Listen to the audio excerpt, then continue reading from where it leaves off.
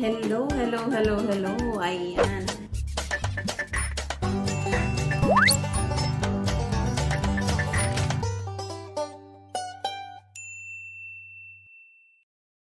Ayan guys, samahan nyo kami. Magluluto kami ng aming pananghalian ngayon guys. Ayan, so lagyan muna natin ng mantika yung ating wok dahil mainit na siya.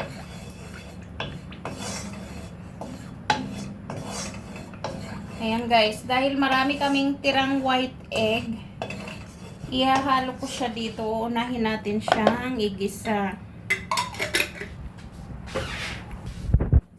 Ayan, so sineparate ko kasi guys ang white egg dahil yung yellow egg lang yung gamit ko.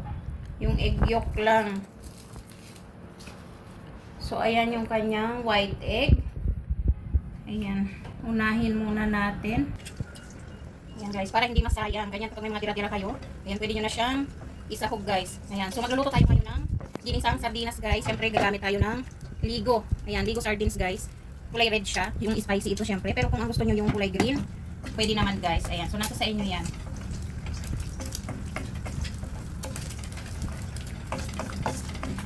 Ayan, so parang ito ang kanyang magiging sahog guys.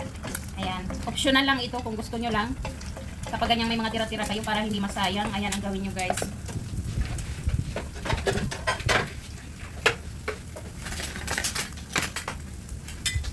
So ayan, tanggalin muna natin yan. Mamaya natin siya ibabalik.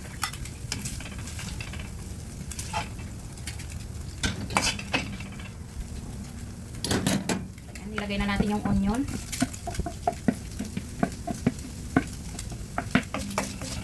So magladagdag tayo guys ng oil dahil na-dry na yung ating oil. Ayan, so dagdagan natin.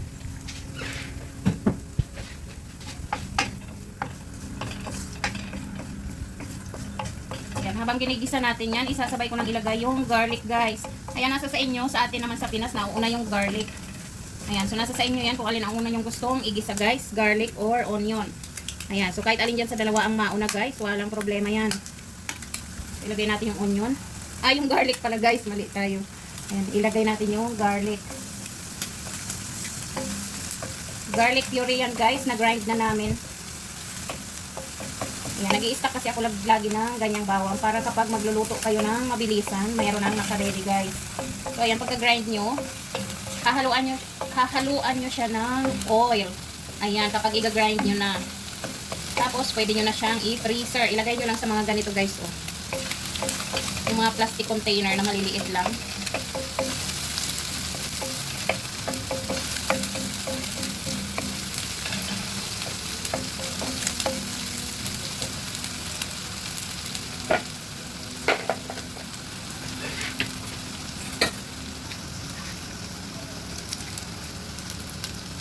Ayan guys, syempre maglalagay tayo ng chicken Maggi cubes guys.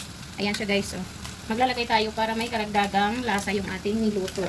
Ayan, optional lang ito guys. Malasa naman kahit hindi nyo lagyan ng ganito. Dahil nga gagamit tayo ng ligo sardines. Ayan, masarap siya kahit walang halong chicken cubes guys.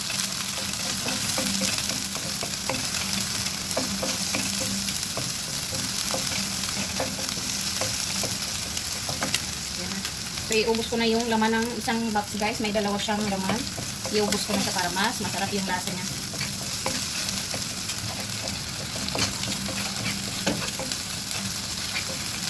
Ayan, bumili kasi si Budots ng dahon ng ampalaya guys. So ito ang naisip namin paglagyan. Mag-isa kami ng sardinas. Para hindi masayang yung dahon. Ayan, so naigisa-gisa na natin. Ilagay na natin yung ating ligo sardines. Ayan, syempre gagamit tayo ng 3 lata.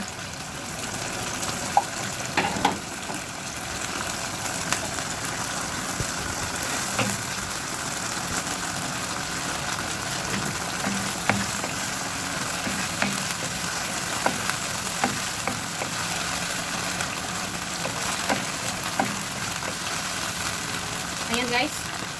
So dito na natin ilagay sa lata ng sardines yung mainit na tubig guys. Ayan, para hindi sayang yung mga tira-tira niya sa loob. Ayan. Parang hinugasan na yung lata guys. Ayan siya. Siyempre ilalagay na natin yung ating hot water. Ayan, dagdagan natin siya.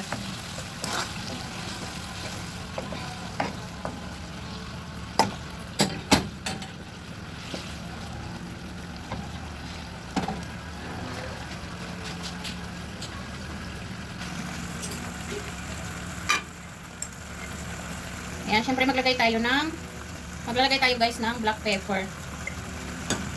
Ayan. Dahil gusto namin na mas maanghang guys, magdadagdag tayo ng chili powder. Ayan, kung gusto nyo ng fresh na chili, yung green chili or red, ayan pwede naman. So maglagay tayo guys ng chili powder.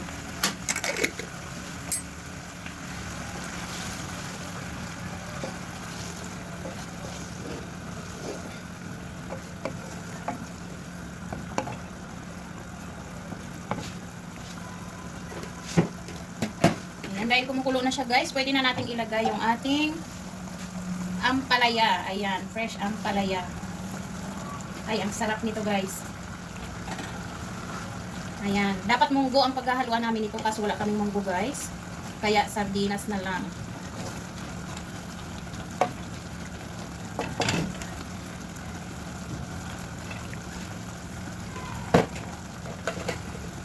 Ayan, habang pinapalambot natin yung ampalaya leaves, ilagay na natin yung ating white egg. Ayan.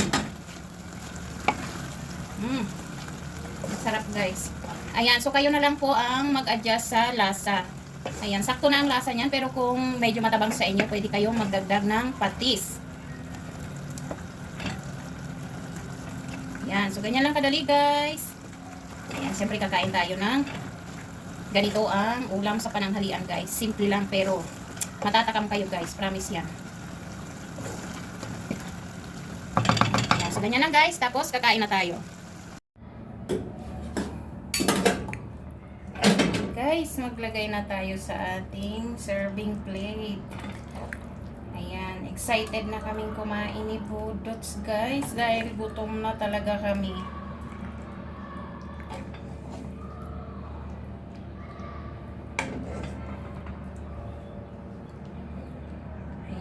Kain na tayo guys.